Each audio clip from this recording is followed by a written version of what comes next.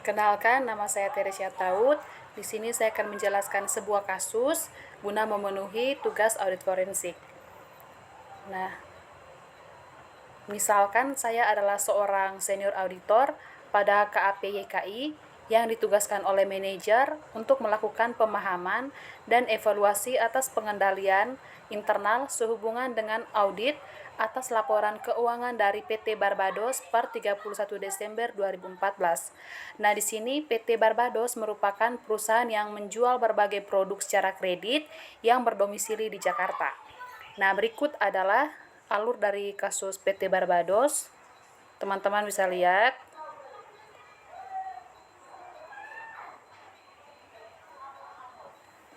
Nah, pertanyaannya, sebagai senior auditor, saya diminta oleh manajer untuk mengevaluasi pengendalian internal PT Barbados dalam rangka audit atas laporan keuangan per 31 Desember 2014.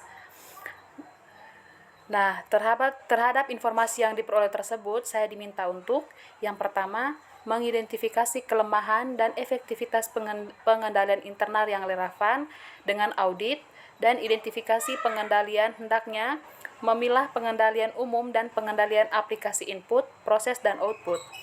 Pertanyaan yang kedua, mengidentifikasi what can go wrong terhadap kelemahan yang teridentifikasi tersebut.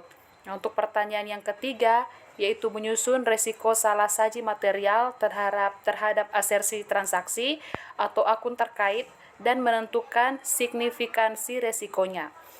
Nah, di sini saya harus mengidentifikasi asersi pada transaksi atau akun relevan dan menentukan risiko salah saji material terkait. Nah, untuk pertanyaan yang pertama yaitu mengidentifikasi kelemahan dan efektivitas pengendalian internal. Yang pertama, identifikasi kelemahan dan pengendalian umum, yaitu ruangan penyimpanan data dan informasi tidak dilengkapi dengan alarm kebakaran dan kemungkinan tidak dilengkapi dengan tabung pemadam kebakaran. Yang kedua, tidak adanya asuransi untuk mengantisipasi kerugian akibat bencana. Yang ketiga, data informasi tidak dilengkapi dengan antivirus.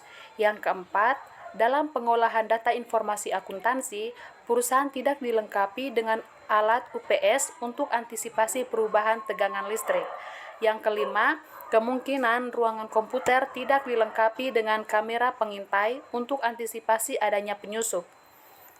Nah, yang ke B, identifikasi kelemahan pengendalian aplikasi input. Yang pertama, walaupun ruangan komputer tidak boleh ada yang masuk kecuali staf IT, tetapi kemungkinan komputer tidak dilengkapi dengan password atau perubahan password secara periodik. Yang kedua, apabila aplikasi data tidak dilengkapi dengan PIN sehingga rentan akan penyalahgunaan data. Nah, yang ke C, identifikasi kelemahan pengendalian aplikasi proses. Yang pertama di bagian penjualan. Nah, pada praktik yang sehat suatu sistem akuntansi, suatu bagian diberikan batasan terhadap kegiatan yang dilakukannya. Nah, pada bagian penjualan hanya memiliki wewenang sampai batas input dan yang bertugas melakukan edit adalah bagian lain. Atau untuk melakukan edit bagian penjualan harus berada di bawah kontrol bagian lain. Nah, jika hal ini tetap dilanjutkan, wewenang edit yang dimiliki bagian penjualan bisa disalahgunakan. Nah, dalam proses pembuatan daftar order penjualan, apabila terjadi perbedaan dengan order penjualan, maka dilakukan perbaikan pada proses order berikutnya. Nah, pada Departemen Penjualan, koreksi dilakukan pada saat perbedaan diketahui dengan cara manual.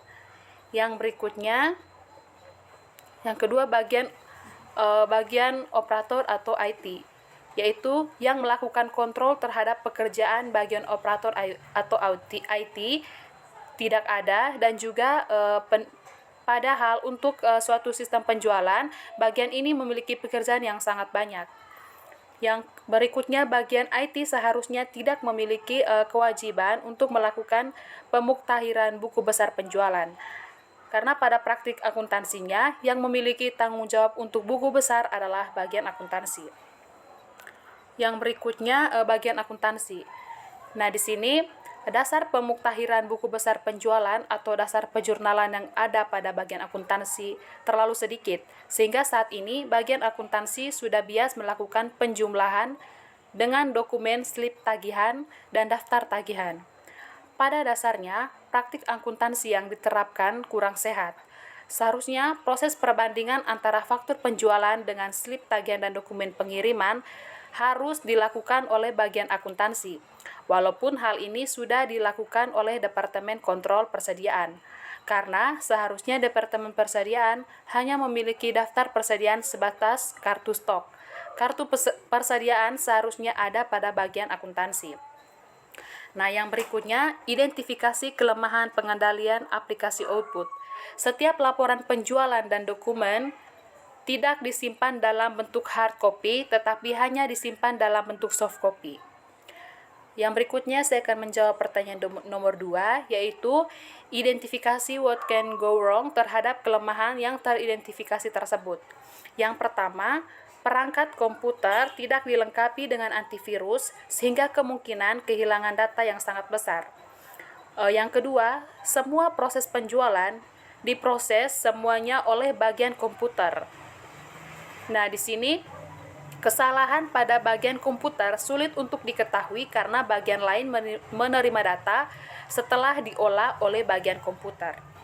Yang berikutnya, pertanyaan nomor 3, risiko salah saji material. Nah, di sini yang pertama asersi kelengkapan. Nah, risiko salah saji materialnya memastikan bahwa semua penjualan sudah dibuat faktur. Yang berikutnya, seluruh penjualan telah dibukukan ke dalam daftar penjualan dan buku besar. Tingkat resikonya untuk bagian pertama yaitu sedang, untuk bagian kedua yaitu sedang. Nah, untuk yang nomor 2, keberadaan. Nah, di sini resiko salah saji material, seluruh penjualan yang dicatat merupakan pengiriman aktual kepada pelanggan perusahaan. Tingkat resikonya tinggi.